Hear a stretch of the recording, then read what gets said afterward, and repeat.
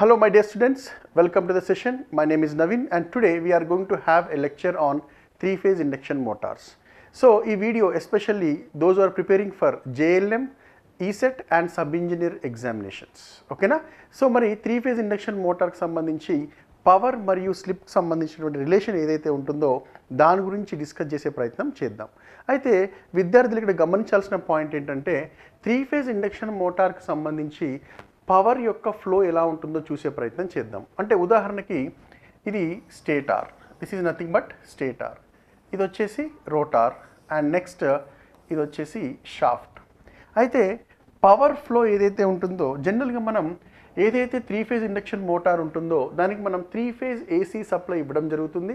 అయితే three-phase induction motor యొక్క stator ఏదైతే ఉంటుందో జనరల్గా మనం ప్రిఫర్ చేసేటటువంటి త్రీ-ఫేజ్ కనెక్షన్ ఏదైతే ఉంటుందో అది డెల్టా కనెక్ట్లో ఉంటుంది. అయితే ఈ త్రీ-ఫేజ్ బ్యాలెన్స్డ్ సప్లై ఏదైతే ఉంటుందో మరియు ఈ త్రీ-ఫేజ్ బ్యాలెన్స్డ్ వైండింగ్కి కనుక ఆ సప్లై ఇచ్చినప్పుడు అది ఉత్పత్తి చేసేటటువంటి ఫ్లక్స్ ఏదైతే ఉంటుందో ఆ ఫ్లక్స్ వచ్చేసి రొటేటింగ్ మ్యాగ్నెటిక్ ఫీల్డ్గా మనం చెప్పుకోవడం జరుగుతుంది. ఓకే, సో ఆ యొక్క రొటేటింగ్ మ్యాగ్నెటిక్ ఫీల్డ్ అనేది ఎప్పుడైతే flux linkage with respect to stator winding మరియు రోటార్ వైండింగ్ అయినప్పుడు మనకి ఈఎంఎఫ్ ఇండ్యూస్ అవుతుంది. అది Faraday's law of electromagnetic induction రూపంలో మనం డిస్కస్ చేసాం కదా, రైట్. అయితే ఇక్కడ పవర్ ఫ్లోని గమనించినట్లయితే ఎప్పుడైతే స్టేటార్కి నువ్వు త్రీ-ఫేజ్ సప్లై ఇస్తావో జనరల్గా దాన్ని మనం స్టేటార్ పవర్ ఇన్పుట్గా చెప్తాము. అయితే ఈ యొక్క పవరు రోటార్కి ఇన్పుట్గా అంటే రోటార్ ఇన్పుట్ పవర్ అంటే రోటార్కి సంబంధించినటువంటి పవర్ని రోటార్ ఇన్పుట్గాను మరియు ఈ యొక్క షాఫ్ట్కి సంబంధించినటువంటి పవర్ని మనం షాఫ్ట్ ఇన్పుట్ పవర్గా మనం చెప్పుకోవడం జరుగుతుంది. అయితే జనరల్గా మనం పవర్ బ్యాలెన్స్ ఈక్వేషన్ రాసినట్లయితే అంటే input power is equals to output power plus losses. అంటే దీని అర్థం ఏంటయ్యా అంటే ఎప్పుడైతే నువ్వు ఇచ్చినటువంటి ఇన్పుట్ పవర్ అనేది అవుట్పుట్ పవర్గా మారే క్రమంలో అది అక్కడ జరిగేటటువంటి లాస్ ఏదైతే ఉంటుందో దాన్ని మనం ఈ రూపంలో input is equals to output plus లాసెస్గా మనం చెప్పుకోవడం జరుగుతుంది. అయితే ఇక్కడ పవర్ లాస్ ఏదైతే ఉంటుందో దాన్ని ఏ విధంగా రాసుకోవచ్చయ్యా అంటే ఇన్పుట్ పవర్ మరియు అవుట్పుట్ పవర్ యొక్క డిఫరెన్స్ అనమాట, సింపుల్గా. ఓకేనా, రైట్. సో మరి ఆ రూపంలో కనుక మనం లాసెస్ని కనుక మెన్షన్ చేసినట్లయితే స్టేటార్ ఇన్పుట్ మరియు ఇక్కడ రోటార్ అవుట్ అంటే రోటార్ యొక్క ఇన్పుట్ అని చెప్పాను. అయితే ఈ స్టేటార్ ఇన్పుట్ మరియు ఇక్కడ స్టేటార్ యొక్క అవుట్పుట్ పవర్ని కనుక గమనించినట్లయితే ఇక్కడ మనకి స్టేటార్ యొక్క లాసెస్ అనేది జరగడం జరుగుతుంది, అవునా. అదేవిధంగా రోటార్ ఇన్పుట్ మరియు రోటార్ యొక్క అవుట్పుట్ మరియు రోటార్కు సంబంధించినటువంటి ఇక్కడ రోటార్ లాసెస్ని మనం గమనించవచ్చు. అదేవిధంగా షాఫ్ట్ ఇన్పుట్ మరియు షాఫ్ట్ యొక్క అవుట్పుట్ గమనించినట్లయితే మరి వాటి మధ్య డిఫరెన్స్ ఏదైతే ఉంటుందో అది షాఫ్ట్ లాసెస్ అంటే ఇక్కడ సింపుల్గా మనం మెకానికల్ లాసెస్గా మనం తీసుకోవడం జరుగుతుంది. ఓకేనా. సో చూడండి, స్టేటార్కి సంబంధించి ఇన్పుట్ అవుట్పుట్ మరియు లాసెస్, రోటార్కి సంబంధించి ఇన్పుట్ అవుట్పుట్ మరియు లాసెస్, షాఫ్ట్కి సంబంధించి ఇన్పుట్ అవుట్పుట్ మరియు లాసెస్. ఈ విధంగా ఈ యొక్క పవర్ ఇన్పుట్ మరియు అవుట్పుట్ లాసెస్ అంటే ఇన్పుట్ అనేది అవుట్పుట్గా మారే క్రమంలో జరిగేటటువంటి లాసెస్ ఏవైతే ఉంటాయో వాటిని ఎప్పుడు కూడా మనం ఇన్పుట్ మరియు అవుట్పుట్కి సంబంధించినటువంటి డిఫరెన్స్గా తీసుకోవడం జరుగుతుంది. ఇది జస్ట్ బేసిక్ ఇన్ఫర్మేషన్. అయితే ఇక్కడ కొన్ని పదాలు చాలా ఇంపార్టెంట్. పదాలు అంటే అర్థం ఇక్కడ జాగ్రత్త విద్యార్థులు గమనించాల్సిన విషయం ఏంటయ్యా అంటే చూడండి, ఈ యొక్క స్టేటార్ యొక్క అవుట్పుట్ అనేది అంటే స్టేటార్ యొక్క అవుట్పుట్ పవర్ అనేది రోటార్కి ఇన్పుట్ పవర్గా అవుతుంది. ఎక్కడి నుండి అయ్యా అంటే త్రూ ఎయిర్ గ్యాప్. కాబట్టి దాన్ని మనం ఏం పవర్ అనొచ్చండి, ఎయిర్ గ్యాప్ పవర్ అని పిలుస్తాం. అంటే ఇక్కడ పీజీ అనేటటువంటి యొక్క పారామీటర్ ఏదైతే ఉంటుందో దాన్ని మనం ఏ విధంగా సూచిస్తామండి, ఎయిర్ గ్యాప్ పవర్గా చెప్పడం జరుగుతుంది. ఈ పాయింట్ గుర్తుపెట్టుకోండి ఎల్లప్పుడు కూడా. అంటే స్టేటార్ యొక్క అవుట్పుట్ రోటార్ యొక్క ఇన్పుట్ అంటే అర్థం ఈ యొక్క పవర్ ట్రాన్స్ఫర్ అనేది ఏదైతే ఉంటుందో అది త్రూ ఎయిర్ గ్యాప్ అంటే ఎయిర్ గ్యాప్ గుండా పవర్ ట్రాన్స్ఫర్ అవుతుంది. కాబట్టి స్టేటార్ అవుట్పుట్ అన్న రోటార్ ఇన్పుట్ అన్న మనం ఇక్కడ దాన్ని ఎయిర్ గ్యాప్ పవర్గా భావించడం జరుగుతుంది. ఇంకొక విషయం గమనించండి, ఇక్కడ రోటార్ యొక్క అవుట్పుట్ అనేది ఇక్కడ షాఫ్ట్కి ఇన్పుట్ అవుతుంది. ఈ రెండు సమానమని చెప్పాను. అదే రోటార్ యొక్క అవుట్పుట్ ఇక్కడ రోటార్ యొక్క అవుట్పుట్ ఏదైతే ఉంటుందో జాగ్రత్త గమనించండి, రోటార్ యొక్క అవుట్పుట్ ఇది రోటార్ యొక్క అవుట్పుట్ కదా. సో ఇక్కడ రోటార్ యొక్క అవుట్పుట్ ఏదైతే ఉంటుందో అది దాన్ని మనం సింపుల్గా షాఫ్ట్ యొక్క ఇన్పుట్గా చెప్పడం జరుగుతుంది. ఓకేనా. సో ఇక్కడ రోటర్ యొక్క ఇన్పుట్, రోటర్ యొక్క అవుట్పుట్ మనం ఏం చెప్తామండి, షాఫ్ట్ ఇన్పుట్గా చెప్పడం జరుగుతుంది. ఓకేనా, షాఫ్ట్ ఇన్పుట్గా చెప్పడం జరుగుతుంది. ఓకేనా. నెక్స్ట్ ఈ యొక్క రోటార్ ఇన్పుట్ ఏదైతే ఉంటుందో మరియు ఆ రోటార్ దగ్గర జరిగేటటువంటి లాస్ను మనం గమనించినట్లయితే ఇక్కడ మనకి జనరల్గా లాసెస్ అనేసరికి మనము జనరల్గా ఏమేమి లాసెస్ తీసుకుంటామండి, ఉదాహరణకి స్టేటర్ లాసెస్ అని చెప్పాను అనుకోండి. స్టేటర్ లాస్ సంబంధించి మనకు జనరల్గా ఐరన్ లాసెస్ మరియు కోర్ లాసెస్ అని చెప్పి ఉంటాయి. ఎందుకంటే స్టేటర్ అనేది స్థిరత్వంగా ఉంటుంది కాబట్టి అక్కడ మెకానికల్ లాస్ అనే కాన్సెప్ట్ ఏమి ఉండదు కాబట్టి మనం జనరల్గా స్టేషనరీ లాసెస్ ఏవైతే ఉంటాయో జనరల్గా మనం ఐరన్ లాసెస్ మరియు కాపర్ లాసెస్గా తీసుకోవడం జరుగుతూ ఉంటుంది. కాబట్టి ఇక్కడ మీరు గుర్తుపెట్టుకోవాల్సిన విషయం ఏంటయ్యా అంటే ఇక్కడ ఐరన్ లాసెస్ ఏవైతే ఉంటాయో అంటే ఇక్కడ ఐరన్ లాసెస్ పిఐ అంటాను, ప్లస్ అదేవిధంగా కాపర్ లాసెస్ ఏవైతే ఉంటాయో దాన్ని నేను ఇక్కడ స్టేటార్ కాపర్ లాసెస్ ఈ విధంగా రాయడం జరుగుతుంది. ఓకేనా.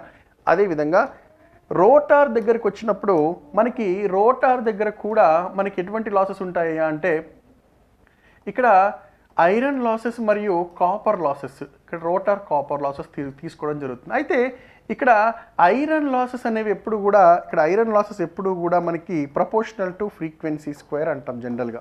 అవునా. అంటే ఐరన్ లాసెస్ అనేవి దేనికి ప్రపోర్షనల్గా ఉంటాయండి, ఫ్రీక్వెన్సీకి ప్రపోర్షనల్గా ఉంటాయి. అయితే ఇండక్షన్ మోటార్ని ఎప్పుడు కూడా మనం వేరియబుల్ ఫ్రీక్వెన్సీ డివైస్ అంటాం, లేదా వేరియబుల్ ఫ్రీక్వెన్సీ మెషిన్ అనొచ్చు. రైట్. అయితే ట్రాన్స్ఫార్మర్ పరంగా గమనించినట్లయితే మనకి అది కాన్స్టెంట్ ఫ్రీక్వెన్సీ డివైస్ అంటాము. అదే ఇండక్షన్ మోటార్ దగ్గరికి వచ్చేసరికి దాన్ని ఏమంటాం మనం, వేరియబుల్ ఫ్రీక్వెన్సీ అంటాం. రైట్. అంటే ఇక్కడ ఫ్రీక్వెన్సీని గమనించినట్లయితే మీరు అంటే ప్రిన్సిపల్ ఆఫ్ ఆపరేషన్ చూసినట్లయితే మనకి రోటార్ యొక్క ఫ్రీక్వెన్సీ ఎప్పుడు కూడా ఈ స్టేటార్కి సప్లై చేసినటువంటి ఫ్రీక్వెన్సీ కంటే చాలా తక్కువగా ఉంటుంది. అంటే ఉదాహరణ ఒక 50 హెర్ట్జ్ తీసుకున్నారనుకోండి, ఇది 1.5 హెర్ట్జో లేకపోతే 2 హెర్ట్జో ఉంటుంది. అంటే చాలా నెగ్లిజిబుల్ ఫ్రీక్వెన్సీ ఉంటుంది. కాబట్టి రోటార్కి సంబంధించి మనం ఎప్పుడు కూడా ఐరన్ లాసెస్ని జనరల్గా కన్సిడర్ చేయము అన్లెస్ అండ్ అంటిల్ క్వశ్చన్లో ఇచ్చినప్పుడు మాత్రమే. కాబట్టి రోటార్ కాపర్ లాసెస్ ఏవైతే ఉంటాయో దాన్ని మనం రోటార్ లాసెస్గానే పరిగణించడం జరుగుతుంది. గుర్తుపెట్టుకోండి ఈ విషయాన్ని. ఓకేనా. ఎందుకయ్యా అంటే రోటర్ యొక్క ఫ్రీక్వెన్సీ చాలా తక్కువగా ఉంటుంది కాబట్టి. అదే స్టేటర్ సంబంధించిన ఫ్రీక్వెన్సీ 50 హెర్ట్జ్ ఉంటుంది కాబట్టి అక్కడ మనం ఐరన్ లాసెస్ని నెగ్లెక్ట్ చేసే అవకాశం లేదు. కాబట్టి స్టేటర్కి సంబంధించి మనం ఐరన్ లాసెస్ని కన్సిడర్ చేస్తాము. అదే రోటర్ సంబంధించి ఐరన్ లాసెస్ని మనం ఏం చేస్తామంటే నెగ్లెక్ట్ చేసే ప్రయత్నం చేస్తాం ఇక్కడ. ఓకేనా. సో రోటార్ లాసెస్ అనే పదాన్ని వాడినప్పుడు మీరు దిమాక్లో ఏం గుర్తుపెట్టుకోవాలని ఎప్పుడు కూడాను కాపర్ లాసెస్ అనేవి ఉంటాయని గుర్తుపెట్టుకోండి ఎప్పుడు కూడా. రైట్. సో అదే ఇక్కడ రోటార్కి సంబంధించి ఏదైతే అవుట్పుట్ ఉంటుందో ఈ యొక్క రోటార్ అవుట్పుట్ని మనం ఇంకొక పేరుతో పిలుస్తాము. దాన్ని పీ మెకానికల్ అనే పదాన్ని ఇక్కడ వాడడం జరుగుతుంది. సార్ ఈ పీ మెకానికల్ అంటే ఏంటి సార్ అంటే సింపుల్గా దాన్ని మనం గ్రాస్ మెకానికల్ పవర్ డెవలప్డ్ అంటాం. ఏమంటామండి, గ్రాస్ మెకానికల్ పవర్ డెవలప్డ్ అనే పదాన్ని ఇక్కడ వాడడం జరుగుతుంది. ఓకేనా. గుర్తుపెట్టుకోండి, గ్రాస్ మెకానికల్ పవర్ డెవలప్ అనే పదాన్ని ఇక్కడ మనం వాడుతూ ఉంటాం. ఓకేనా. రైట్. సో ఇక్కడ ఇన్పుట్ టు ద రోటార్ని ఎయిర్ గ్యాప్ పవర్ గాను, అవుట్పుట్ టు ద రోటార్ని గ్రాస్ మెకానికల్ పవర్ గాను, మరియు షాఫ్ట్ యొక్క అవుట్పుట్ని మనం అంటే షాఫ్ట్ యొక్క అవుట్పుట్ ఏదైతే ఉంటుందో దాన్ని వచ్చేసి మనకి యొక్క shaft input minus shaft output difference ఏముంటుందని మనం మెకానికల్ లాసెస్గా చెప్పుకోవచ్చు. ఓకేనా. మెకానికల్ లాస్ అంటే తెలుసు కదా మీకు, ఫ్రిక్షనల్ లాసెస్, విండేజ్ లాసెస్ అని ఉంటాయి, అదనమాట. ఓకేనా. Clear my point.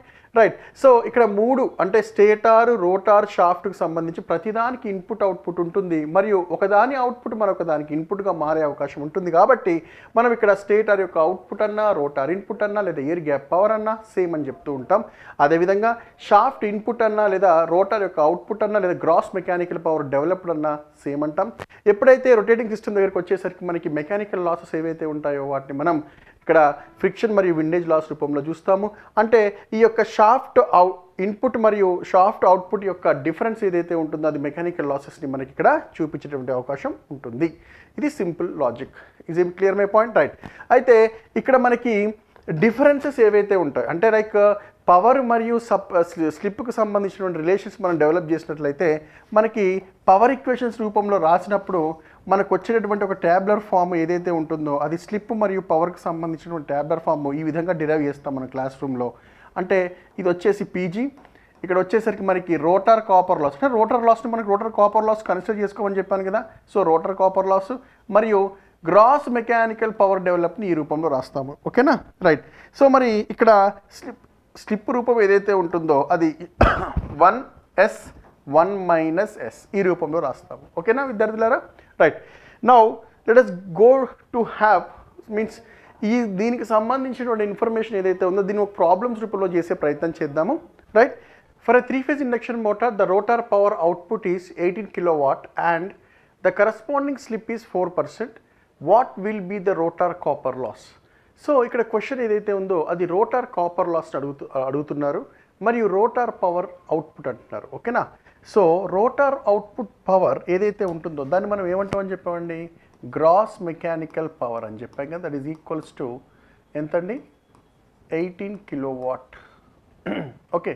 Next so options కూడా వాట్స్లో ఉన్నాయి కాబట్టి దీన్ని 18,000 రూపంలో రాసేద్దాం. Okay right. That is 18 into 10⁻³ watts. Next దేని గురించి అడుగు? స్లిప్ ఇచ్చాడు. Slip S is equals to 4%. That is equals to 4 divided by 100. That is equals to 0.04. Next, what is the rotor copper loss? ఇది ఎంత? సో మన tabular form ఏంటంటే సింపుల్గా that is nothing but ఇలా డ్రా చేసేద్దాం ఫాస్ట్గా. That is nothing but ఇది PG, ఇక్కడ వచ్చేసరికి పిఆర్సి, ఇది వచ్చేసి పి మెకానికల్. రైట్. ఇది 1, ఇది ఎస్, ఇది వచ్చేసి 1 మైనస్ ఎస్. సో మరి పిఆర్సి మనకు కావాల్సింది ఏంటి? పిఆర్సి కదా.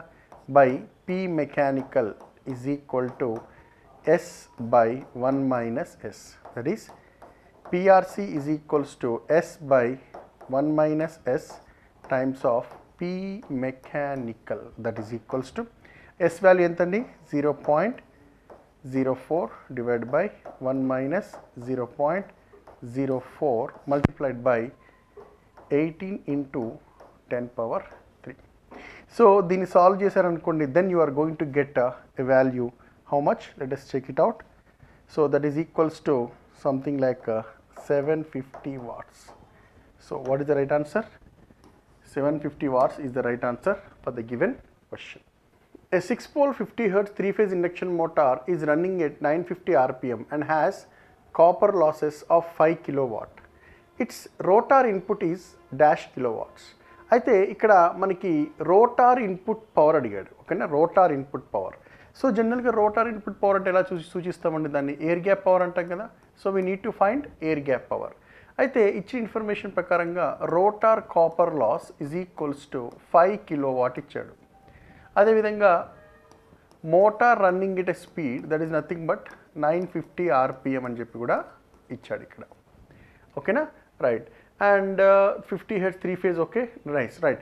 సో జనరల్గా ట్యాబ్లర్ ఫామ్ మనకు తెలిసినటువంటి పవర్ మరియు స్లిప్కి సంబంధించిన ట్యాబ్లర్ ఫామ్ ఒకసారి డ్రా చేద్దాం. ఇది వచ్చేసి పీజీ, ఇది వచ్చేసి రోటర్ కాపర్ లాస్, ఇది వచ్చేసి gross mechanical power developed. 1 S 1 minus S. ఇది కదా మనకు తెలిసినటువంటి ట్యాబ్లర్ ఫామ్. మనకు కావాల్సింది ఏంటి? పిఆర్సీ ఇచ్చాడు బట్ పీజీ తెలియదు. అంటే పిఆర్సీ అంటే రోటర్ కాపర్ లాస్ ఎంత ఇచ్చాడు? ఎస్ కదా. సో అంటే పిఆర్సీ అంటే పీజీ కావాలి కదా మనకి. కాబట్టి పీజీ బై పిఆర్సి కనుక తీసుకున్నట్లయితే మనకి పీజీ అంటే ఎంత? 1 బై ఇది ఎస్ కదా. మరి అప్పుడు పీజీ విలువ ఏమవుతుందండి? 1/s మల్టిప్లైడ్ బై పిఆర్సి అవుతుంది కదా. సో ఇది కదా జనరల్గా మనకు తెలిసినటువంటి ఫార్ములా. ఇప్పుడు మనకి ఇక్కడ తెలియాల్సింది ఏందయ్యా అంటే స్లిప్. సో డైరెక్ట్గా స్లిప్ వాల్యూ అయితే ఏమి ఇవ్వలే కదా. సో మరి స్లిప్ ఈజ్ ఈక్వల్ టు ఏమని రాసుకుంది? That is equals to NS minus NR by NS. Sir మనకి ఎన్ఎస్ తెలుసా సార్ అంటే ఎన్ఎస్కు డైరెక్ట్ తెలియదు కదా మనకి. So NS is equals to 120 into F divided by P. That is equals to 120 into F అంటే ఎంత? 50 Hz కదా ఇచ్చాడు. Divide by number of poles అండి 6. దట్ ఈస్ ఈక్వల్స్ టు మనకి ఇక్కడ 1000 rpm. ఎంతండి? 1000 rpm. Therefore S is equals to 1000 minus speed NR ఎంత speed అండి? 950 డివైడెడ్ బై ఎన్ఎస్ అంటే ఎంత? 1000. That is equals to 50 divided by 1000. So 0 get cancelled. Remaining part is how much? 0.05. ఇది slip value. So మరి ఈ slip value తెలిసిన తర్వాత substitute చేస్తే సేమ్ వస్తుంది చూడండి జాగ్రత్తగా. So let us substitute in this equation. Okay. So if I substitute here, that is nothing but PRC అంటే ఎంత అండి? 5 kilo కదా.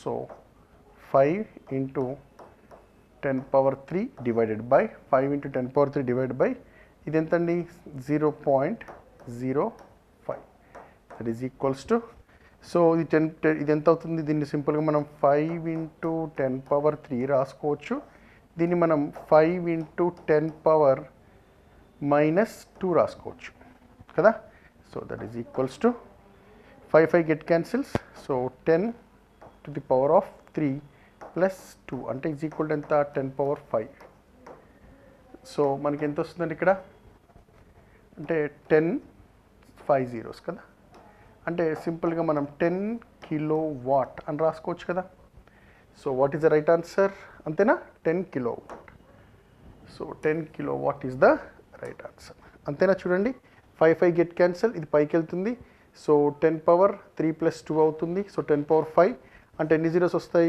1 2 3 4 5 zeros కదా sorry there is one more zero so అంటే ఇది 100 అవుతుంది 100 so what is the right answer here 100 is the right answer 100 kilowatt is the right answer clear right the approximate value of efficiency of a three-phase induction motor running at slip s is given by so approximate efficiency అంటే ఇక్కడ efficiency point of view లో గమనించినట్లయితే efficiency is equals to power out by power input కదా so మరి power output అంటే జనరల్గా మనం rotor యొక్క అవుట్పుట్ అప్రాక్సిమేట్ అంటే మోటార్ యొక్క ఎఫిషియన్సీని రోటర్కి అప్రాక్సిమేట్ చేసినప్పుడు రోటర్ యొక్క అవుట్పుట్ ఏమవుతుందంటే జనరల్గా పీ మెకానికలే కదా P mechanical divide by rotor యొక్క ఇన్పుట్ వచ్చేసి పీజీ సో మరి రెండింటికి సంబంధం ఎలా రాస్తామండి ఒకసారి come back to this so ఇక్కడ చూడండి పీజీ మరియు పీ మెకానికల్ సో పీజీ అంటే 1 పీ మెకానికల్ అంటే 1 - s కదా సో అంటే ఇక్కడ మనం జనరల్గా పీ మెకానికల్ బై పీజీ ఏదైతే ఉంటుందో దాన్ని ఎలా రాస్తాం మనం ఇక్కడ జాగ్రత్త చూడండి ఇక్కడ పీ మెకానికల్ పీజీ అంటే 1 - s / 1 కదా 1 - s డివైడెడ్ బై 1 ఈ విధంగా రాస్తాం కదా సో అదేవిధంగా ఇక్కడ కూడా చూడండి 1 - s కి సమానము so what is the right answer 1 - s is the right answer clear next if R2 be the standstill rotor resistance of an induction motor running at a slip S the mechanical load equivalent to an electrical resistance RL in a stationary equivalent circuit is given by అంటే so జనరల్గా మనం R2/S అనే రూపాన్ని ఎలా రాస్తాం ఇక్కడ equivalent సర్క్యూట్లో మనం R2/Sని మనం that is equals to R2/S plus R2 minus R2 that is equals to ఇక్కడ రోటార్ రెసిస్టెన్స్ సపరేట్గా రాస్తూనే మనము ప్లస్ ఇక్కడ R2/S మైనస్ R2 ఇలా సపరేట్గా రాసినట్లయితే R2 ప్లస్ ఇక్కడ మనకి R2 కనుక కామన్ తీసినట్లయితే 1/S మైనస్ 1 ఈ రూపంలో రాయొచ్చు సో ఈక్వలెంట్ సర్క్యూట్ చూసినట్లయితే మనకి ఇక్కడ మనకి రోటార్ లీకేజ్ రియాక్టెన్స్ మరియు రోటార్ రెసిస్టెన్స్ని ఈ విధంగా రాసుకున్నట్లయితే మనకి మెకానికల్కి సంబంధించినటువంటి రెసిస్టెన్స్ ఏదైతే ఉంటుందో ఈ విధంగా రాయొచ్చు కదా ఎందుకంటే ఇక్కడ వేరియబుల్ ఎందుకు పెట్టానంటే స్పీడ్ మీద ఆధారపడి ఉంటుంది కాబట్టి rotation R2 of 1/S minus 1 ఈ విధంగా రాసుకోవచ్చు దీన్ని వచ్చేసి రోటార్కి సంబంధించినటువంటి లీకేజ్ రియాక్టెన్స్ అని రాస్తాము X2 ఇది వచ్చేసి R2 ఓకే సో ఈ విధంగా సో ఒక్కసారి రోటర్ ఈక్వలెంట్ సర్క్యూట్ కనుక అవగాహన ఉంటే మీకు దీని గురించి ఒక క్లారిటీ వచ్చేస్తుంది rotor current and running condition this is nothing but like this you can write like this is rotor resistance rotor leakage reactance at standstill condition and ఇది వచ్చేసి మెకానికల్ పారామీటర్ ఇది వచ్చేసి మెకానికల్ అంటే లోడ్ ఏదైతే ఉంటుందో అది load increase అయినా decrease అయినా మనకి స్పీడ్లో మార్పు ఈ డిక్రిమెంట్ ఇంక్రిమెంట్ వస్తుంది అవునా కదా మరి స్పీడ్ కింద మీద అయినప్పుడు ఆటోమేటిక్గా స్లిప్లో మనకి వేరియేషన్ వస్తుంది అంటే స్లిప్ ఎలా సంబంధం NR is equals to NS of 1 - s కదా సో దేర్ ఫోర్ ఎప్పుడైతే మనకి ఇక్కడ స్పీడ్స్లో కానీ చేంజ్ వస్తుందో అది స్లిప్లో రిఫ్లెక్ట్ అవుతుంది కదా లేదా S is equal ns minus nr/ns చూసినట్లయితే so when the load is changed speed is changed accordingly slip is also changed so this slip change can reflect the change of this whole value of resistance so దీన్ని ఏమంటాము అంటే this is nothing but mechanical load parameter అంటాం ఏమంటామండి mechanical load parameter which can be shown in the circuit as a electrical equivalent okay so ఇది వచ్చేసి ఇది ఏం represent చేస్తుందండి ఎలక్ట్రికల్ సర్క్యూట్లో మనకి లోడ్ ఈక్వలెంట్గా లేదా లోడ్ వేరియేషన్ని సూచించేటటువంటి రెసిస్టెన్స్గా మనం ఇక్కడ భావిస్తాం అన్నమాట so R2 of 1 1 minus yes minus 1 చూడండి జాగ్రత్తగా. సో దీన్ని R2 ఆఫ్ చూడండి ఇక్కడ R2 ఆఫ్ అంటే ఇది this is the right answer అంతే కదా.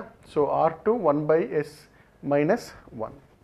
Okay, option number 2 is the right answer. So these are the questions which are related to this 3-phase induction motor. మళ్ళీ నెక్స్ట్ వీడియోలో మరికొన్ని క్వశ్చన్స్తో మళ్ళీ మీ ముందుకు వస్తాను. Thank you so much. Have a great day.